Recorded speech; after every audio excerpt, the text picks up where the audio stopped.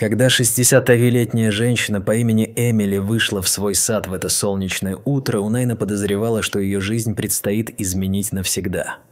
Под слоем травы она обнаружила закопанную машину. И когда она с мужем начали ее извлекать, началась настоящая буря, в результате которой ее муж покинул дом на следующий день. Подписаться и нажать на колокольчик уведомлений, чтобы не пропустить наши будущие истории. Эмили, первая обнаружившая машину, гуляла по саду, совершенно не подозревая о том, что ее ждет. В руках она держала маленькую лопатку для посадки только что появившихся семян, а рядом с ногами красовался большой лейка для полива. Пропоев первую клумбу, она заметила, что из земли торчит какой? То предмет. Это был металлический объект, выглядывающий из почвы. Сначала это не казалось чем-то значительным, но его материал резко выделялся на фоне рыхлой и органичной земли. «Наверное, мой полив немного сместил землю», – подумала Эмили, продолжая раскапывать этот странный предмет. Она использовала свою лопатку, чтобы выкопать вокруг остроконечного металлического объекта. Но вскоре ее охватил страх. Чем больше она копала, тем больше волосы на затылке поднимались у нее от ужаса. Этот предмет был намного больше, чем она изначально думала. Эмили закричала, позвав мужа, чтобы он пришел и посмотрел.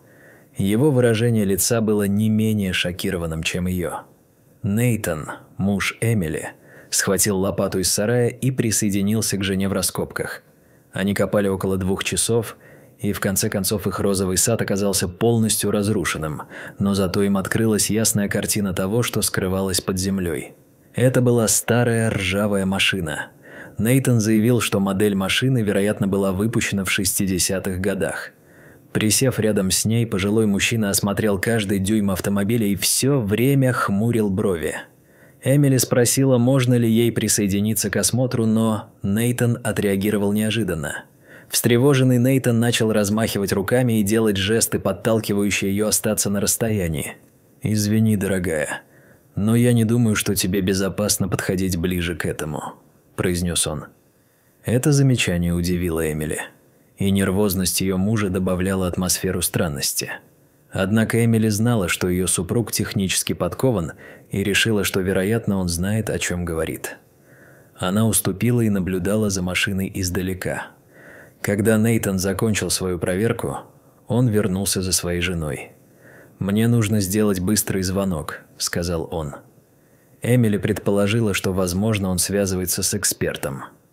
Но звуки, доносящиеся из другой комнаты, указывали на что-то иное. Эмили ждала в гостиной, пока ее муж использовал телефон на кухне. Она не знала, кто был на другом конце провода, но слышала, как Нейтан говорил в панике, и слышала его беспокойные шаги, которые он делал по кухне. Озадаченная женщина прижала ухо к закрытой двери кухни, пытаясь лучше понять, что происходит за ней. «С кем? Черт возьми!» Он говорит. Это был не просто случайный эксперт, потому что громкость и ярость в голосе Нейтана не были признаком разговора со случайным знакомым. Когда кухня наконец распахнулась, Эмили была готова конфронтировать своего мужа. Ей казалось, что он ведет себя странно с тех пор, как впервые увидел машину. С тех пор он становился все более нервным и странным. Она хотела узнать, что происходит. «С кем ты говорил?» Но Нейтан замолчал. Это молчание разозлило жену, и Эмили спросила Нейтана, с кем он говорил и что нашел в закопанном автомобильном обломке. Но тогда ее муж ответил совершенно не в своем репертуаре. Он разозлился и раздраженно сказал, что это не ее дело. Он также запретил Эмили входить в ту часть сада. В голове Эмили было много вопросов, но каждый раз, когда она задавала один из них, Нейтан немедленно их отвергал. Чтобы не углубляться в бесконечную ссору, обеспокоенная Эмили решила оставить это дело на потом, и в конце дня она сделала то же самое, они легли спать рядом друг с другом. Нейтан повернулся так, что его лицо было обращено к стене, что означало, что разговор исключен. Эмили просто уставилась в потолок, пытаясь успокоить свой тревожный ум. После нескольких часов мучительной бессонницы она, наконец, заснула. Но когда она проснулась следующим утром, ее половина постели была пуста. Куда он ушел теперь? Весь этот переплет событий становился слишком странным, и Эмили почувствовала, как ее сердце заколотилось. «Я становлюсь слишком старой для этого», – произнесла она с тревогой, надевая халат. Сделав первые шаги по лестнице, она услышала шумы со стороны подъездной дорожки. Это не были слова, а лишь занятые шаги, которые сталкивались с предметами. Когда Эмили подошла к входной двери, она увидела, как кто-то суетливо движется перед домом. Это был Нейтан, и он выглядел взволнованным. Пожилой мужчина торопливо загружал вещи в их машину. Эмили открыла дверь, чтобы поговорить с мужем. Но в тот момент, когда Нейтан увидел лицо жены в открытом проеме, он бросился к машине. Он быстро сел в автомобиль и завел двигатель, не проронив ни слова. Эмили побежала к машине, но уже было слишком поздно. С визгом шины на высокой скорости Нейтан уехал. Не оборачиваясь, Эмили закричала изо всех сил, надеясь, что муж все же услышит ее слова. «Какого черта ты куда едешь?» Но Нейтан не развернул машину. Он продолжал ехать вперед. В отчаянной попытке достучаться до мужа она попыталась позвонить ему, но снова не получила ответа.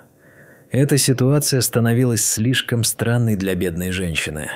Слезы наполнили ее глаза, и чувство безысходности заставило ее проигнорировать желание Нейтана, что она практически никогда не делала. Она вышла в сад и направилась к месту крушения. В то место, куда Нейтан запрещал ей подходить, обогнув ржавый автомобиль, она надеялась найти ответы.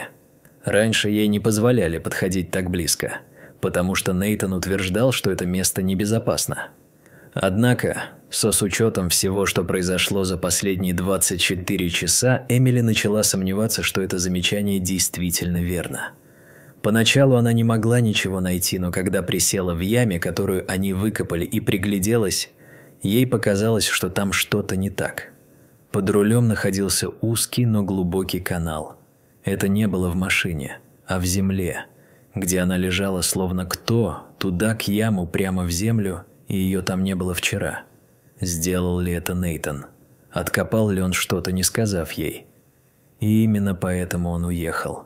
У Эмили в голове кружились мысли от этого калейдоскопа вопросов. После странной находки она вернулась обратно в дом. Она не знала, что делать, но затем увидела письмо на столе. Подойдя ближе, она заметила, что оно адресовано ей. Когда Эмили открыла его, она сразу узнала почерк своего мужа. Он всегда писал неразборчиво и узко, почти как врач. Нейтан извинялся в письме за то, что ушел так внезапно, но заявил, что не собирается возвращаться. Эмили разрыдалась, читая рукописную записку.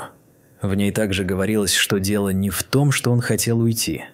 Он любил Эмили всем сердцем. Но, по всей видимости, ему нужно было уйти, и Нейтан не мог объяснить своей жене причины. Единственное, что было написано в письме, это то, что это было для ее безопасности. Смущение стало слишком сильным, и Эмили опустилась в кресло для чтения. Ее руки закрыли лицо, а локти были прижаты к верхней части бедер так сильно, что это причиняло боль. «Что мне делать? Ты не можешь оставить меня вот с этим множеством вопросов. Нейтан, пожалуйста».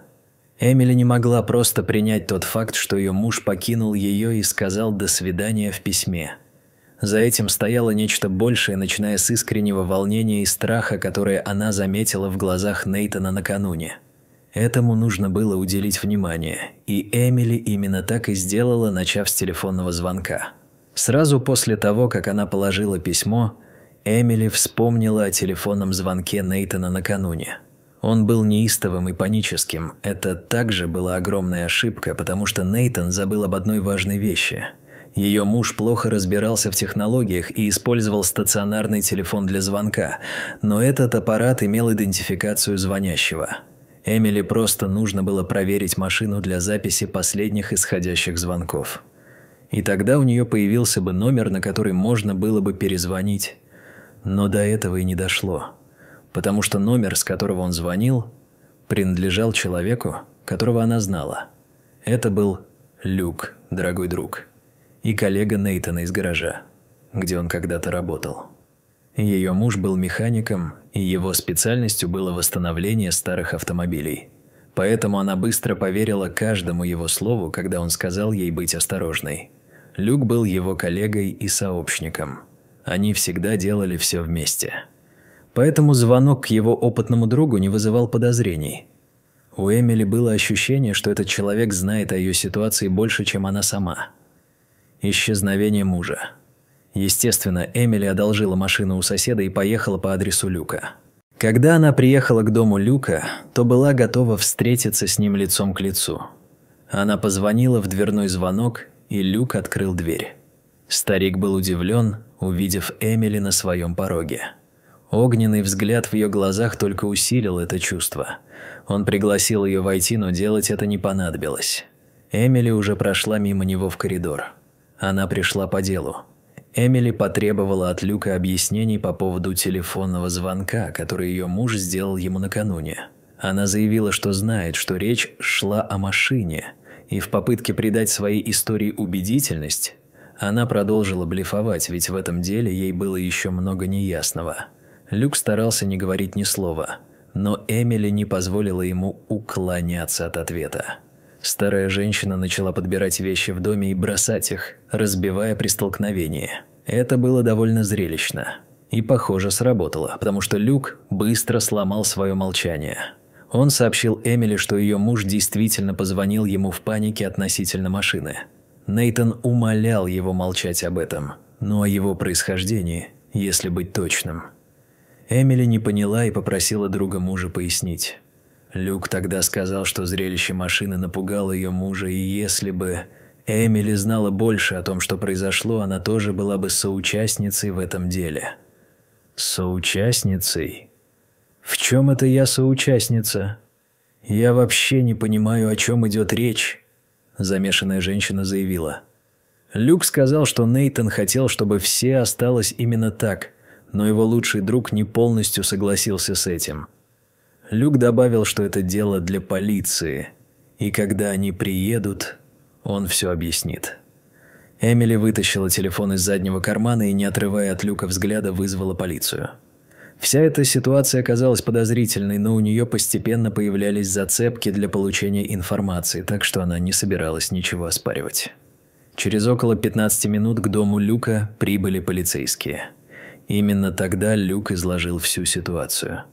Он начал с того, что был единственным, кто знал эту историю, потому что Нейтан не доверял никому другому правде.